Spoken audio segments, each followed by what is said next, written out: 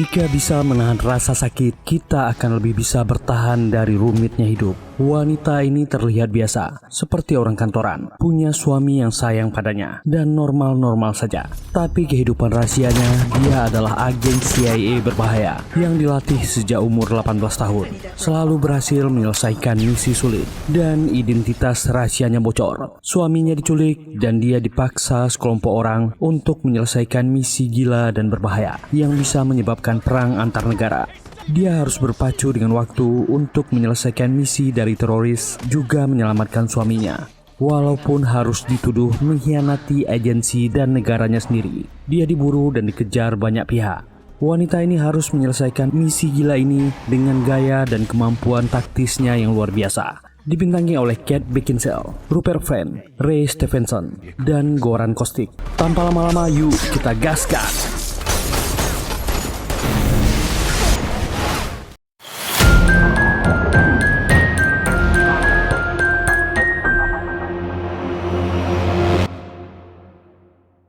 Tokyo, Jepang. Seorang agen elit CIA sedang berdiri di sebuah atap gedung yang sangat tinggi. Agen ini bernama Avery Grave dan melihat foto targetnya. Dengan santainya dia turun dengan tali, melumpuhkan satu pengawal di luar. Dia menyelinap ke tempat hunian targetnya. Pria yang menjadi targetnya bernama Kenji Nakajima, sedang bersantai di ruangannya, tengah menelpon seseorang, berbicara tentang pengiriman. Dari belakang, Avery menodongkan senjata ke kepalanya dan memerintahkannya untuk membuka berangkasnya. Orang ini memintanya pergi, dia akan membayarnya lebih. Bertanya ke Avery, apakah dia CIA? Wanita ini menyuruhnya cepat. Saat berangkas itu dibuka, fokusnya langsung tertuju pada benda yang diincarnya. Tiba-tiba salah satu pengawalnya masuk. Kenji mengambil kesempatan dan menyerang, kabur dengan benda yang diincar Avery. Avery pun bertarung dengan anak buahnya. Dia tetap berusaha menembakkan peluru. Wanita ini mengikuti jejak darah. Semua pengawal di hunian mewah itu menyerangnya.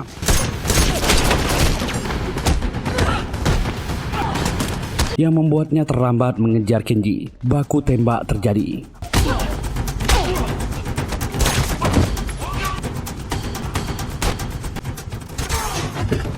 Orang ini berteriak memanggil semua anak buahnya. Wanita ini sangat cepat dan kejam. Gerakannya sangat gesit.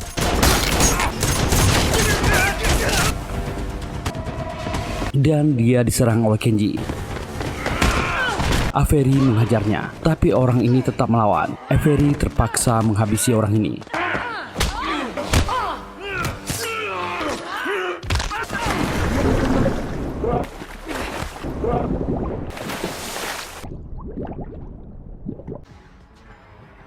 Dan menemukan benda yang dicarinya. Dengan santai dia pergi, membuka semua samarannya.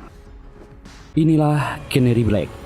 Pesawat mendarat di kota Zagreb, Kroasia. Avery pulang ke rumahnya. Seakan dia hanya pulang dari tugas kantor biasa dari luar negeri. Dia tinggal di rumah ini bersama dengan suaminya yang bernama Dave. Malam itu mereka sedang merayakan anniversary pernikahan mereka. Saling bertukar kado. Suaminya Dave tak pernah tahu pekerjaan istrinya yang sebenarnya. Avery membuka kado dari suaminya. Dia sangat bahagia dengan hadiahnya. Tapi Avery merasa kecewa dengan kadonya sendiri. Dia hanya memberi Dave celana pendek yang dibelinya di Jepang.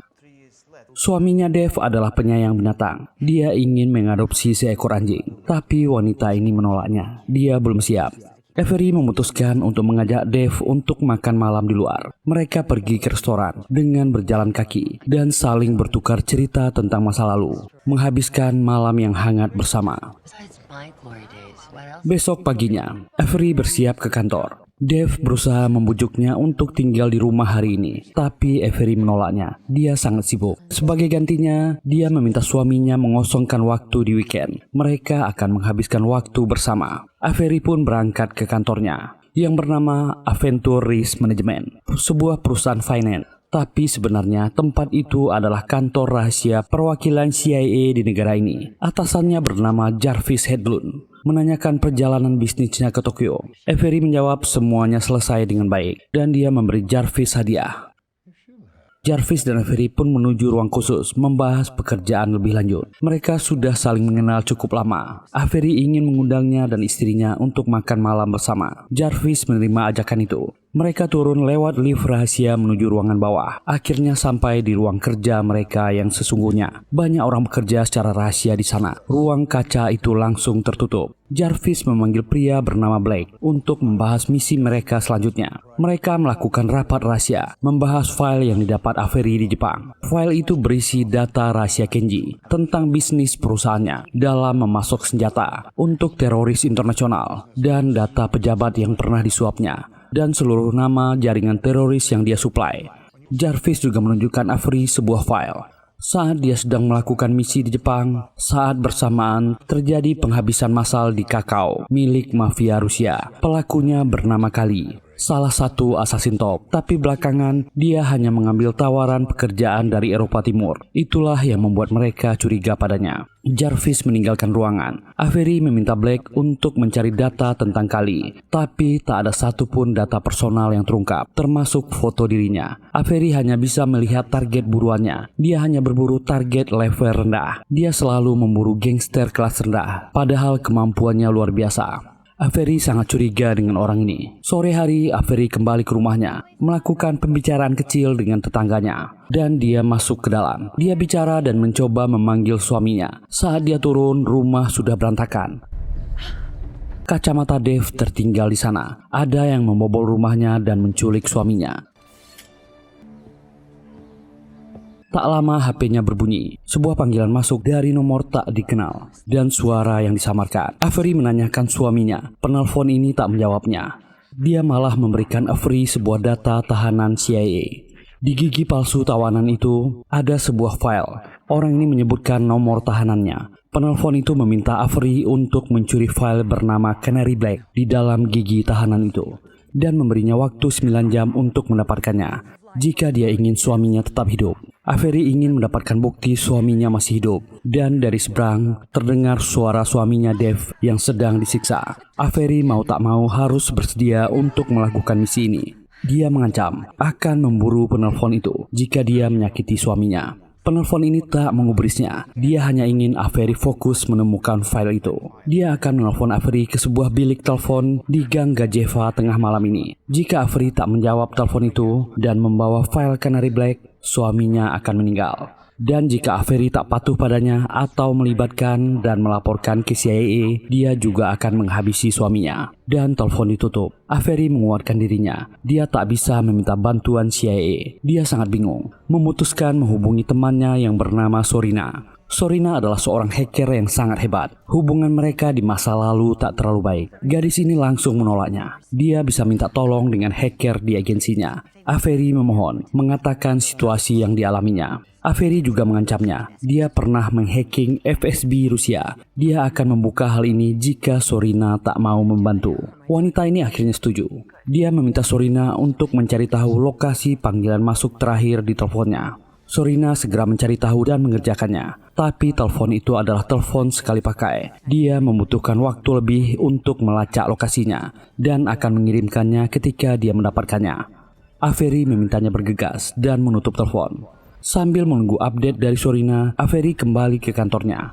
Bosnya Jarvis menyapanya. Kenapa dia kembali ke kantor? Avery pun menjawab. Dia membuka komputernya dan mencari info tentang Canary Black. Dia tak menemukan apa-apa. Lalu Avery mencoba memasukkan nomor tahanan yang didapatkannya. Orang itu bernama Laszlo Stoica, yang perkaranya ditangani oleh agen bernama Carter Maxfield. Itu adalah kantor cabang rahasia CIA yang lain. Avery berusaha mengakses tempat tahanan itu dan mengirimkan permintaan pada agen Maxfield, berharap dia menyetujuinya. Sorina berhasil menemukan lokasi dari penelpon itu. Avery langsung bergegas pergi ke alamat itu, dan dia sampai lalu naik ke atas. Dia mencoba menelpon nomor itu lagi. Mendengar suara dering telepon dari kamar 218, langsung mendobraknya dan masuk ke sana. Di dalam kamar ada sebuah telepon dan cincin milik Dave suaminya. Sebuah panggilan dari penelpon misterius, dan Avery mengangkatnya. Penelpon itu marah atas tindakan Avery yang tak mengikuti arahannya. Dia sudah menduga langkah yang diambil Avery dan dia sudah menyiapkan sebuah peledak di sana. Juga sudah diinjak oleh Avery. Orang ini memantaunya dari CCTV. Dia sudah mencari tahu soal latar belakang Avery. Dia adalah agen yang hebat, selalu berhasil dalam misi dan selalu memecahkan masalahnya sendiri. Karena ini adalah konsekuensi dari tindakannya. Dia harus menanggungnya. Mulailah bekerja, dapatkan file Canary Black, dan langsung menutup telepon. Avery berusaha untuk mengatasi bom yang diinjaknya, mencoba melihat jenis apa bom ini. Ternyata itu sebuah ranjau. Avery berhasil melemparnya keluar, tapi bom itu meledak, menimbulkan kekacauan yang membuat orang-orang di sekitar sana panik.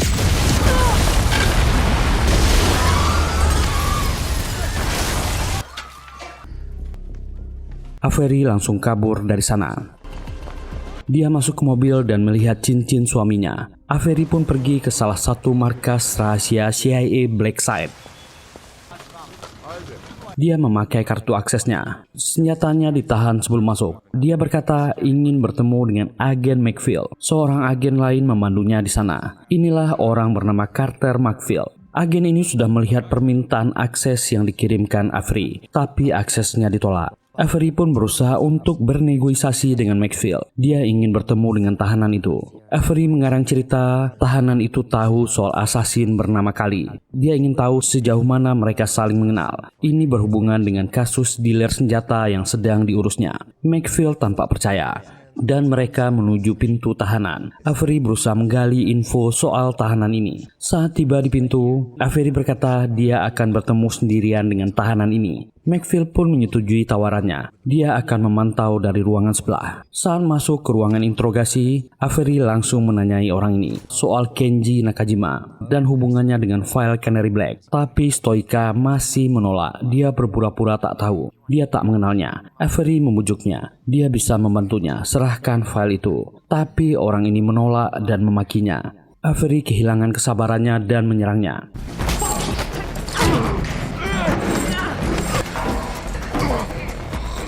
Lalu mencopot gigi palsu Stoika, tapi file itu tak ada di sana. McPhail melihat keanehan itu dan langsung berlari ke ruangan interogasi. Avery hanya ingin fokus pada tujuannya dan langsung menyerang McPhail dan kabur. Orang ini berteriak memaki Avery Graves. McPhail memutuskan untuk menelpon bosnya, tapi saat menelpon dia melihat gigi palsu Stoika yang terlepas. Avery telah mencuri file itu. Dia langsung memerintahkan petugas lain untuk mengunci akses keluar dan para agen datang menyerangnya. Avery melawan mempertahankan dirinya dan menyandera salah satu agen lain, meminta mereka membuka pintu. Dan Avery berhasil kabur. McPhail memerintahkan semua bawahannya untuk mengejar. McPhail menduga Avery telah berkhianat dari CIA. Dia adalah ancaman nasional. Di dalam sebuah pesawat, orang ini bernama Nathan Evan, wakil direktur CIA. Dia mendapatkan informasi soal pelanggaran yang dilakukan agen Avery Graves. Dia pun membatalkan perjalanannya, ubah arah pesawat. Di kantornya, Jarvis tak menyangka kode merah dikeluarkan untuk agen terbaiknya, Avery Graves. Dia belum tahu apa yang terjadi, dan telepon masuk dari wakil direktur Nathan. Mereka pun langsung melakukan meeting mendadak untuk membahas pengkhianatan Avery. Nathan menugaskan McPhail untuk menemukan Canary Black kembali dan memberikan update padanya. Jarvis pun menceritakan latar belakang Avery yang luar biasa. Ayahnya juga petinggi CIA zaman dulu dan ibunya dari Inggris. Keduanya telah wafat waktu dia remaja. Dia dilatih sejak umur 18 tahun. Kadet terbaik di angkatannya dan banyak kasus besar ditanganinya. Dan menurutnya tak mungkin Avery berkhianat. Nathan punya penilaian yang berbeda. Avery sedang berkhianat dan mereka harus memburunya. Nathan menginginkan Avery ditangkap hidup atau mati karena dia memegang file yang berbahaya. Canary Black adalah daftar info rahasia yang berisi latar belakang dan pelanggaran yang dilakukan oleh semua karyawan CIA. CIA menyusun file rahasia itu untuk melacak orang-orang yang membuat masalah di agensi. Dan file itu bisa dipakai untuk pemerintah asing merekrut mata-mata ilegal dan memeras mereka. Karena latar belakang pegawai dan petinggi CIA dan kasus apapun tentang mereka ada di sana. File itu sangat berbahaya, karena jika musuh mengetahuinya, itu akan membahayakan presiden dan departemen di bawahnya. Evan memberikan Jarvis kuasa penuh untuk menangani kasus ini. Jarvis, McPhail, dan timnya berusaha menganalisa apa tujuan Avery saat menyerang Stoica. Mereka mulai menggali semua hal yang berkaitan dengan Avery, termasuk suaminya David Brooke, yang hanya orang sipil tak tahu apa-apa tentang istrinya. Mereka mulai mencari jejak Avery melalui suaminya, memeriksa semua telepon, pesan, email, dan semua hal yang berkaitan. HP Dave tak aktif selama berjam-jam. Dia mengambil uang di ATM Wina. Mereka menemukan bukti transaksi Dave yang memesan 2 tiket ke Wina Swiss, salah satunya atas nama Olga Mirav, yang merupakan nama samaran Avery. Mereka membuat kesimpulan Avery akan kabur bersama dengan suaminya ke Wina. Hedlund dan Maxwell akan mengutus tim untuk mencegat mereka di bandara. Sementara itu Avery sudah sampai di sebuah tempat dan meninggalkan HP-nya di mobil. Ternyata Avery menuju rumah Jarvis. Dia ingin menemui istrinya Maggie agar bisa menghubungi Jarvis memakai telepon rumahnya. Dan telepon pun berbunyi. Jarvis mengangkat teleponnya. Avery pun menjelaskan kondisinya dan berharap bosnya bisa membantu. Dia diperas oleh seseorang dan suaminya diculik. Dia terpaksa melakukan ini. Jarvis berusaha mengikuti permainan Avery. Dia terus berpura-pura seakan-akan bicara dengan istrinya dan mendengarkan apa yang dikatakan oleh Avery. Tapi Maxwell yang dekatnya melihat gerak-geriknya mencurigakan. Everything okay? Dan telepon ditutup. Avery juga menceritakan kondisinya pada Maggie dan berterima kasih. Maggie yakin suaminya Jarvis akan membantunya. Jarvis dan Maxwell beserta timnya pergi ke rumah Avery, memulai pencarian mereka. Mereka mencari di segala sisi, tapi tak ada yang mencurigakan di rumah itu. Semua barang yang berserakan sudah kembali ke tempatnya. Jarvis berusaha membela Avery. Bagaimana jika suaminya diculik dan penculiknya ternyata meminta file itu sebagai tebusan? Maxwell membantahnya. Jika itu terjadi, Avery harusnya langsung melibatkan mereka karena itu ada pada peraturan penculikan di CIA. Jarvis tak ingin memperpanjang perdebatan ini dan memilih fokus pada pencarian. Avery pun mendatangi sebuah klub malam untuk mencari seorang pria. Dia membutuhkan bantuannya. Orang ini adalah seorang informan gelap bernama Henrik. Orang ini melihatnya dan mereka bicara dalam bahasa Rusia. Avery meminta bantuannya. Dia punya masalah. Ada orang yang memerasnya. Dia meminta Henrik mencari daftar agen asing dan penjual informasi yang saat ini berada di kota ini. Henrik setuju. Semua informasi itu membutuhkan biaya yang besar. Dan ini terakhir kalinya dia membantu. Avery menyalahi aturan karena menemuinya di sini. Avery berjanji akan membayar begitu informasi dia terima. Dia pun kembali ke safe house-nya, ingin mengambil uang, masuk dan melewati lorong, lalu mengambil kunci yang disembunyikan. Avery sudah curiga ada orang yang datang ke sini. Dia segera mengambil senjatanya di bawah meja dan menghajar orang asing ini. Dengan mudah dia menghabisi pria ini.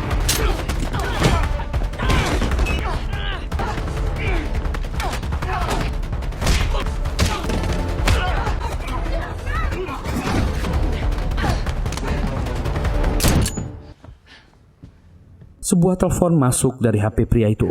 Panggilan itu ternyata dari penculik suaminya. Dia sudah menduga Avery akan mengambil dana daruratnya di sana. Jadi dia telah menguras semua uang itu. Avery memeriksanya. Uangnya telah lenyap. Dan itu sebagai ganti rugi. Karena Avery beberapa kali mengabaikan perintahnya. Wanita ini sangat marah dan berkata dia sudah menemukan Stoica dan mencopot gigi palsunya. Tapi dia tak menemukan file yang mereka katakan. Pria ini beralih ke panggilan video. Selama panggilan itu, dia menyiksa Dave dan memperlihatkannya pada Avery. Wanita ini sangat frustasi dan memohon. Dia butuh waktu. Dia berjanji akan mencari file itu.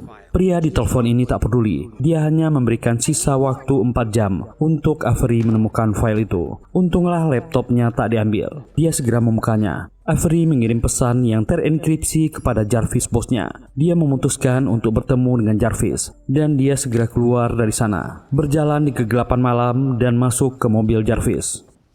Avery pun masuk ke mobil bosnya dan dia menceritakan keadaannya yang terpaksa melakukan ini. Orang-orang ini tahu semua tentangnya dan menahan suaminya. Dia tak punya pilihan. Jarvis mengatakan banyak yang memburunya. Bahkan wakil direktur CIA Nathan turun tangan dan menceritakan hasil temuan mereka. Tapi ternyata Jarvis tak merahasiakan pertemuan ini. Maxfield dan timnya datang, menodong dan menangkap Avery. Maxfield meminta filenya. Avery jujur dia belum mendapatkannya dan Avery dibawa ke mobil.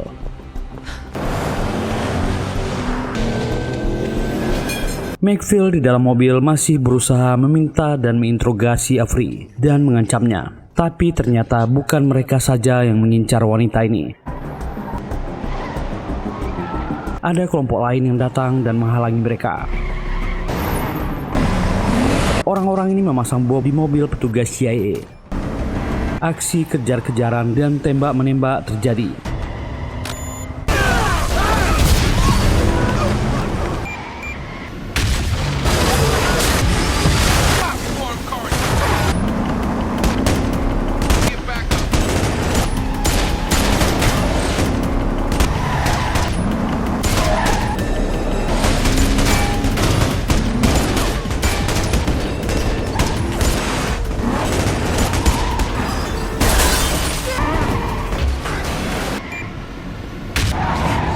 Di dalam mobil, Avery juga berusaha melawan, sampai akhirnya mobil kehilangan kendali. Avery masih sadar dari kecelakaan itu, berusaha kabur dan melepaskan ikatannya, tapi dia masih dihalangi oleh Maxfield.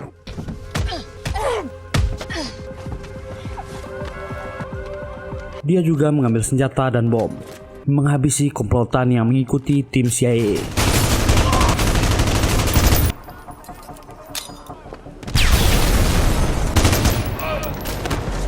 Jarvis yang mobilnya juga menabrak hanya memperhatikan dari jauh. Ternyata masih ada komplotan yang tersisa dan mengejarnya, yang membuat Avery menunggu dan menghajar orang ini.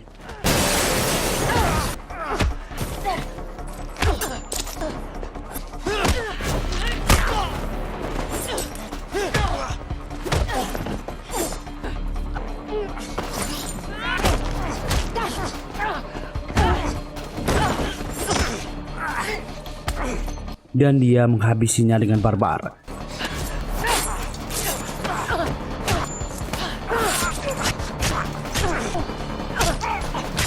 Saat dia membuka topengnya, pria ini ternyata adalah Niklaus, yang ternyata tetangganya. Pria yang sudah sekarat ini tak bisa menjawab pertanyaannya. Avery tak mendapatkan info apapun. Dia mengambil HP milik Niklaus dan memotret mayatnya. Telepon berbunyi. Itu dari seorang wanita yang terdengar panik. Avery pun menutupnya.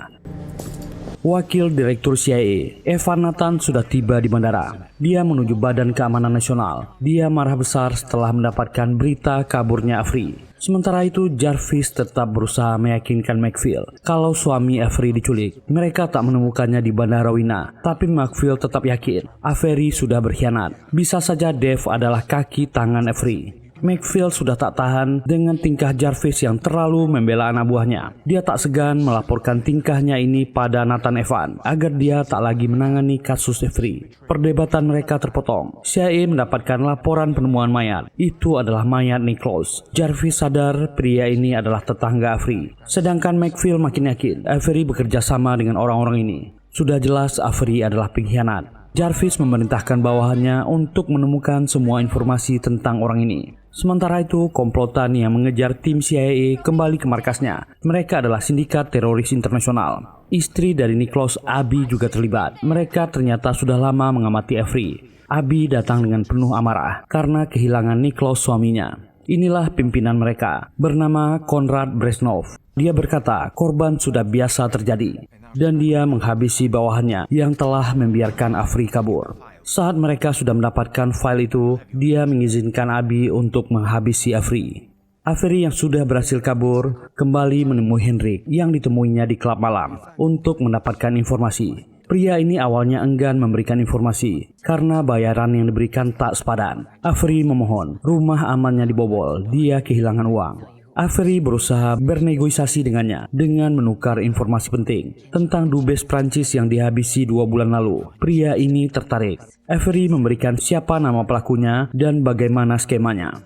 Hendrik menukarkan info, menyebutkan nama-nama tentara bayaran yang baru datang ke kota ini. Kruger bersaudara, Vanya dan pasangan Stavros dari Yunani. Dan rumornya kali si asasin misterius juga ada di kota ini. Kabarnya dia berhutang dengan teroris. Avery kaget mendengarnya, tak menyangka kali ada di kota ini.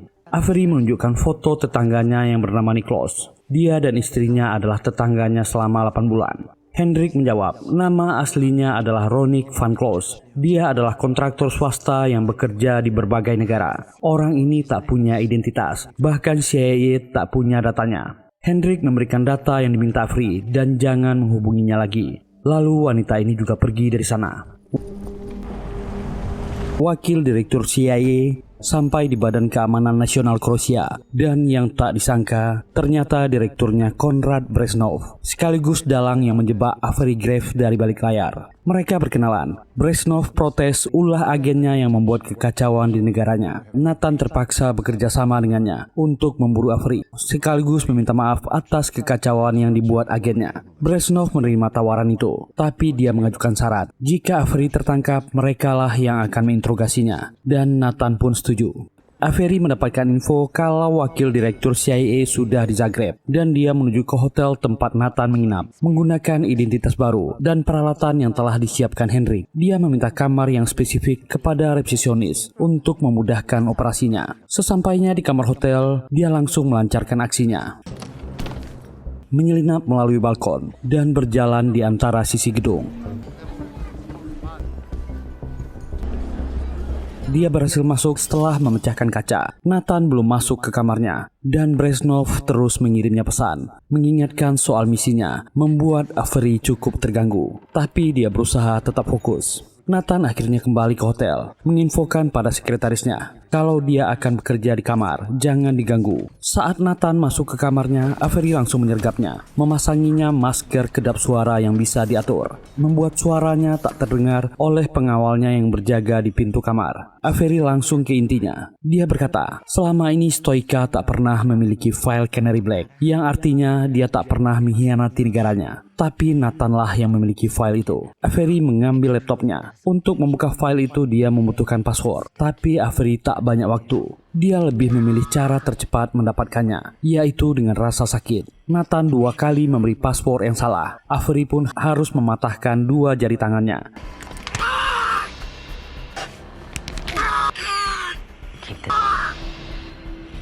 Dan terpaksa mengalungkan bom dengan detonator. Jika dia berbohong, ini akan meledak, dan orang ini terpaksa mengatakan passwordnya. Tapi Nathan menunda informasi penting. File itu hanya bisa diakses di server milik CIA, yang membuat aksesnya dibekukan sementara. Avery jadi kesal dengan tingkah orang ini, dan langsung memukulnya hingga pingsan.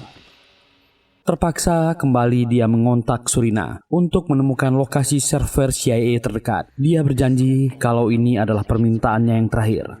Avery juga terpaksa kembali menghubungi bosnya Jarvis, meminta cetak biru dari gedung PLK Technologies. Di sana adalah lokasi yang digunakan CIA untuk membangun servernya. Jarvis bingung. Permintaan Avery membuat posisinya tak aman. Avery memohon dan berhasil meyakinkannya. Jarvis memberinya cetak biru gedung itu. Tak jauh dari gedung itu, Surina sudah siap dengan drone besar dan peralatan canggih untuk membantu Avery. Kini dia tinggal menunggu info dari Jarvis. Setelah semuanya siap, Avery langsung beraksi. Dia terbang dengan drone ke lokasi server itu. Check.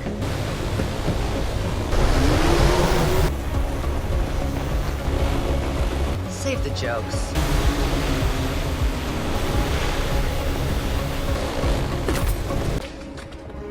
Dan dia berhasil masuk ke dalam gedung.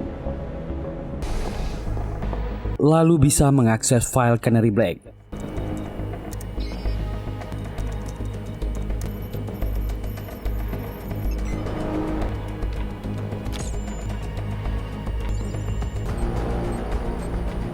Sekretaris Nathan curiga karena lencana bosnya dipakai untuk mengakses server di gedung PLK Tech. Dia langsung mengecek keadaan Nathan di kamarnya. Kondisinya pingsan di lantai kamar. Dia pun bangun. Nathan langsung meminta sekretarisnya untuk menemukan Avery dan mematikan akses server, serta mengabari IT PLK Tech. Server mereka telah dibobol. Security langsung menyalakan alarm keamanan dan mengunci semua pintu keluar. Untunglah Avery sudah berhasil mengcopy file itu. Sekarang dia hanya perlu keluar dari gedung. Seluruh penjaga mengejarnya. Avery menghubungi Serena. Dia akan menggunakan drone untuk kabur. Avery harus melawan semua penjaga yang menghalanginya dan menuju titik penjemputan drone. Dan menembaki jendela dengan susah payah. Meloncat dan akhirnya dia berhasil kabur. Para penjaga terus menembaki drone, yang membuat drone itu hilang kendali dan jatuh ke bawah. Tapi Avery masih selamat dengan pendaratan yang buruk, dan drone mahal Serena hancur ditabrak mobil. Avery berhasil kabur dan meminta Serena untuk bertemu di tempat biasa. Dia sampai harus mencuri mobil warga sipil. Avery ingin bertemu Serena untuk mengecek isi file Canary Black, file yang telah didapatkannya dengan susah payah. Ternyata file Canary Black bukan file rahasia karyawan dan petinggi CIA, melainkan sebuah virus yang dapat merusak semua lalu lintas internet dan komunikasi listrik suatu negara. Virus itu akan memblok semua jaringan, dan jika virus itu dijalankan, komunikasi satu negara bisa hancur dan bisa menargetkan negara tertentu. Avery kaget melihatnya. Waktunya tinggal sedikit hingga tengah malam, dan dia terpaksa menghancurkan laptop Serena untuk mencegah virus itu menyebar. Serena pun marah dengan perbuatan semena-menanya. Avery telah merusak drone dan kini laptopnya. Avery berjanji akan mengganti kerugiannya. Avery pun terpaksa meminjam HP-nya, dan gadis ini terpaksa meminjamkannya. Avery menghubungi Jarvis dengan HP itu, dan memintanya untuk melacak lokasinya, untuk jaga-jaga, dan langsung pergi meninggalkan Serena. Dia bergegas menuju lokasi bilik telepon yang diminta Brezhnov dan memacu mobilnya. Tapi dalam perjalanan, Avery mengalami kecelakaan. Mobilnya ditabrak truk.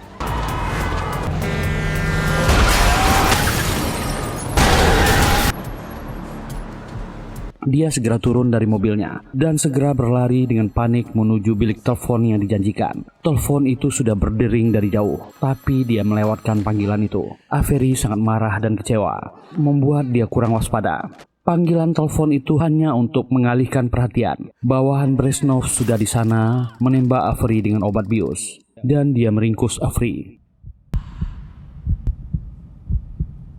Wakil Direktur CIA pergi ke kantor cabang dan memerintahkan semua unit untuk menggeledah kota agar menemukan Avery. Di saat orang-orang ini sibuk, Jarvis pun melacak keberadaan ponsel Serena, dan Nathan baru menyadari Jarvis menghilang. Segera meminta bawahannya untuk mencarinya. Akhirnya komplotan Brezhnov berhasil mendapatkan file virus yang mereka inginkan selama ini. Mereka kini memulai terornya pada negara-negara di dunia.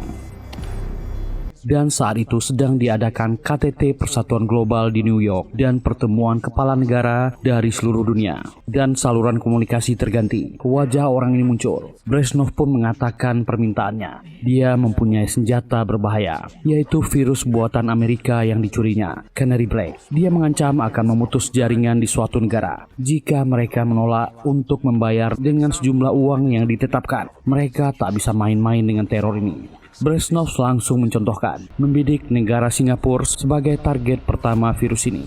Dan negara Singapura benar-benar kehilangan aksesnya. Internet, komunikasi, bahkan listrik pun padam. Ancaman virus ini benar-benar nyata. Negara itu langsung gelap gulita. Brezhnov memberi waktu mereka 1 jam untuk berunding. Mereka semua sudah mendapatkan nomor rekening, dan ini tak bisa dinegosiasikan. Ternyata selama ini CIA lah yang membangun virus Canary Black, yang awalnya bertujuan sebagai senjata pencegahan pertama untuk melawan ancaman perang cyber. Virus itu sama dengan nuklir digital. Bahkan Presiden Amerika tak tahu soal ini. Fokus CIA adalah mencari sumber siaran itu. Sementara itu, Jarvis yang melacak ponsel Serena akhirnya menemukan lokasi yang dicurigainya. Dia nekat dan pergi ke sana sendirian dan masuk menghabisi para pengawal yang berjaga.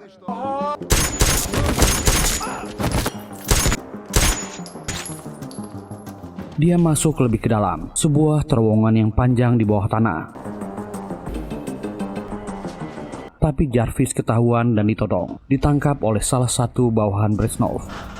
Jarvis tak menyangka Brezhnov adalah orang di balik teror ini, pimpinan Badan Keamanan Nasional Kroasia. Jarvis mengejeknya. Dia menanyakan di mana Avery dan memastikan agensi akan memburunya. Tapi Brezhnov tak takut. Zaman sudah berubah. Dia hidup di zaman lama. Sekarang zaman sudah berubah menjadi digital dan dia menghabisi Jarvis, meminta bawahannya mematikan ponsel Jarvis dan buang mayatnya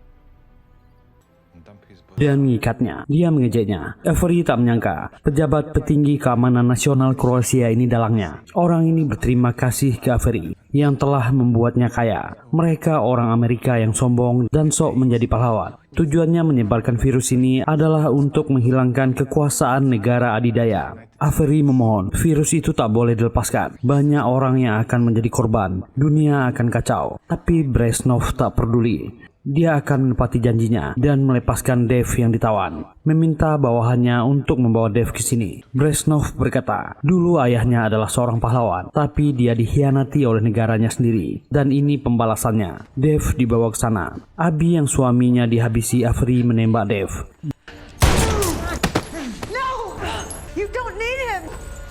Dan Brezhnov pun meminta wanita ini untuk menyiksa keduanya.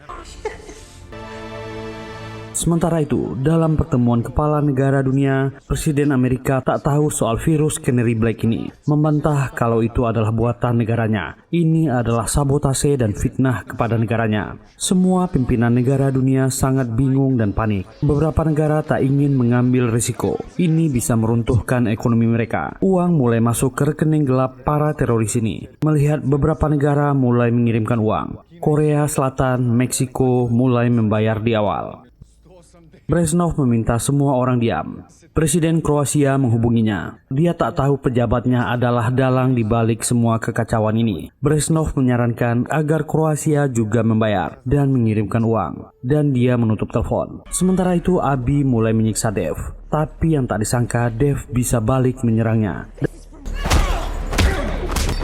Dan Avery menahan wanita ini dengan kakinya. Dave pun bebas, menghabisi pengawal yang masuk, dan dengan gampang menghabisi Abby yang seorang profesional.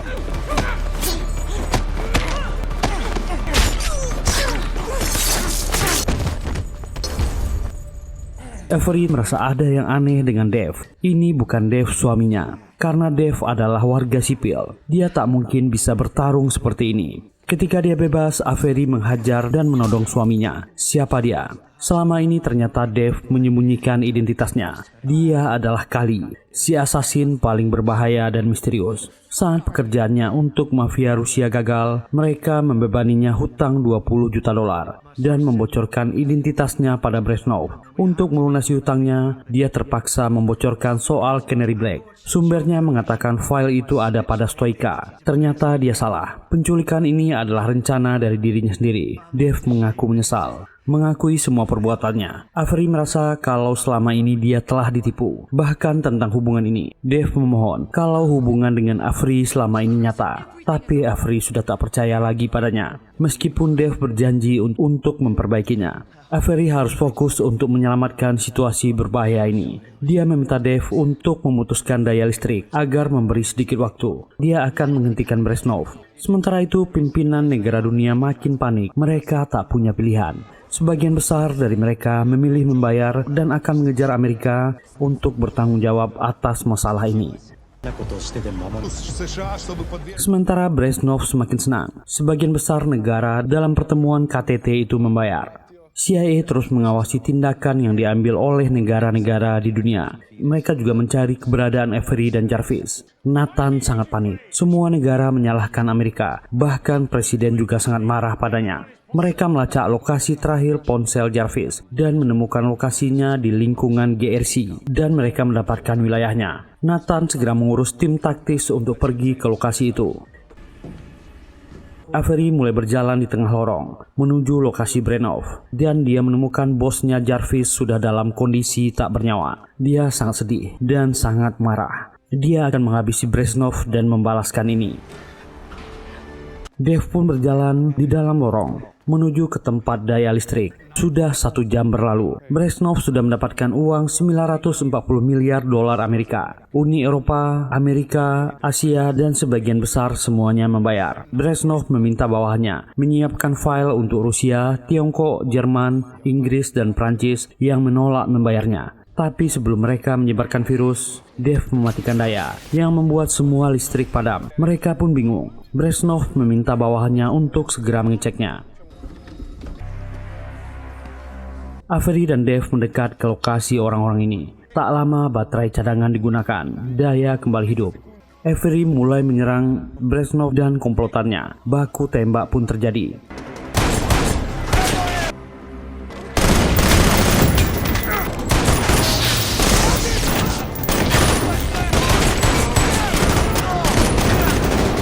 Brezhnov tetap meminta bawahannya untuk menjalankan file itu, tapi mereka harus naik ke bagian atas karena kehilangan koneksi. Brezhnov berusaha membalas menembak, bawahannya kabur membawa laptop dan diikuti Brezhnov.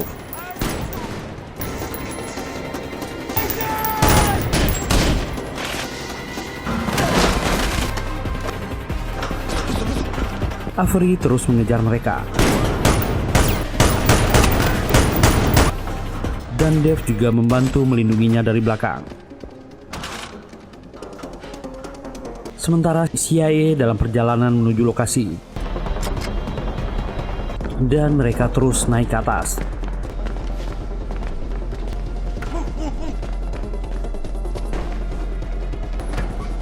Ternyata tempat itu adalah ruang bawah tanah sebuah bar. Avery mengejar dari belakang.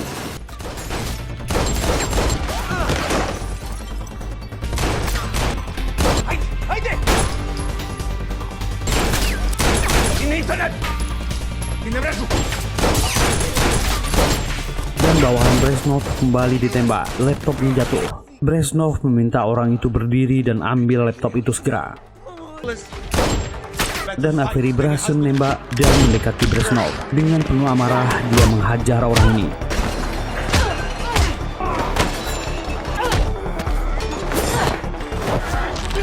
Sementara itu orang ini berusaha menjangkau laptopnya dan ingin menekan tombol upload virus.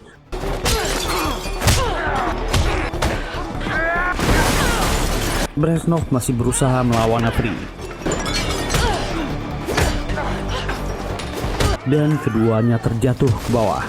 Tombol mengunggah virus berhasil ditekan orang ini. Virus mulai melakukan uploading. Brezhnov berusaha bangkit, menyerang dan memaki Avery. Avery membalikkan situasi dan menghabisinya.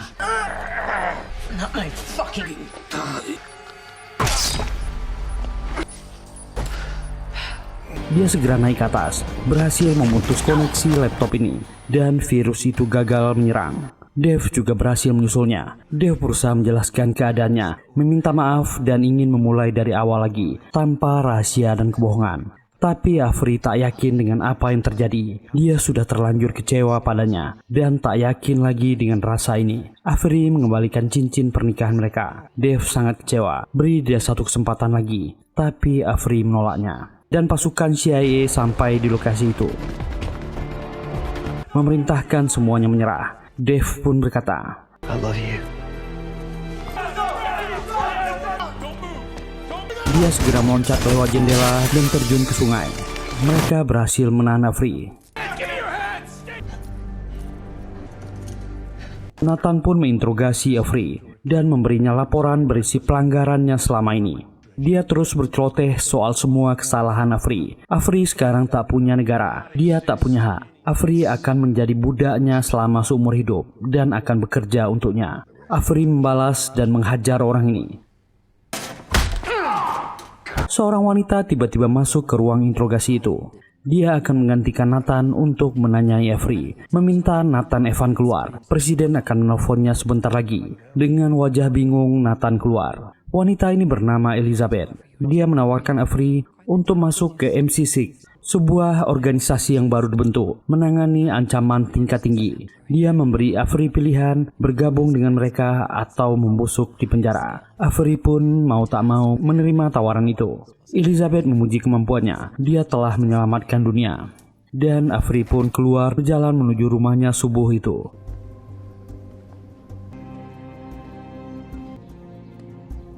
Dan dia menemukan cincin nikah miliknya di sebuah jembatan di dekat rumahnya. Seolah Dave sengaja meninggalkannya di sana. Dia akan selalu ada untuknya. Avery meneruskan langkahnya. Film agen dan mata-mata tingkat tinggi ini pun selesai. Semoga terhibur. Terima kasih sudah meluangkan waktunya di channel ini. Kalau nggak keberatan, mohon dukungan teman-teman untuk kami. Silahkan tekan tombol like, subscribe, dan nyalakan loncengnya. Semoga kita semua diberi kesehatan dan rezeki yang lancar. Kita jumpa lagi di film atau serial kami selanjutnya. Bye.